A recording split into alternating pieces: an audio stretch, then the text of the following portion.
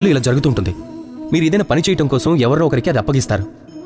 అప్పుడు ఆ వ్యక్తి ఆ పనిని పూర్తి చేయలేకపోతాడు, మధ్యలోనే వదిలేస్తాడు, లేదా సరిగ్గా చేయలేకపోతాడు. ఇప్పుడు అలాంటి పరిస్థితుల్లో ఏం జరుగుతుంది? మీకు కోపం వస్తుంది. ఆ వ్యక్తిపై కోపాన్ని చూపిస్తారు, అతన్ని తిడతారు. దాని తర్వాత ఆ పనిని పూర్తి చేయటానికి మీరే స్వయంగా వెళ్తారు. ఇక చివరికి ఆ పని ఎలాగోలా పూర్తవుతుంది. ఇప్పుడు ఈ సమస్య ఆ వ్యక్తి ప్రయత్నించటంలో అనేది ఉండదు. సమస్య మీరు ఆ వ్యక్తిపై పెట్టుకున్న ఆశ కారణంగా ఉంటుంది. మనం ఇతరులపైన మన ఆశలకు మొదటి స్థానాన్ని ఇస్తాం. మరి తమపై తమకు నమ్మకం అనేది చివరి ఆశగా ఉంటుంది.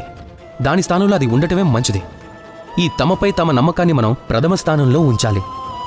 దాన్ని మన సహాయతగా నమ్మాల్సి ఉంటుంది. ఒకవేళ అలా చేస్తే అప్పుడు పరిణామం ఇంకా సంతోషంగా ఆనందదాయకంగా ఉంటుంది. గుర్తుపెట్టుకోండి, ఈ ప్రపంచంలో మీకు అందరికన్నా పెద్ద సహాయత వేరెవరో కాదు. ఈ ప్రపంచంలో మీకు అందరికన్నా గొప్ప స్నేహితులు మరెవరో కాదు, స్వయంగా మీరే. రాధాకృష్ణ.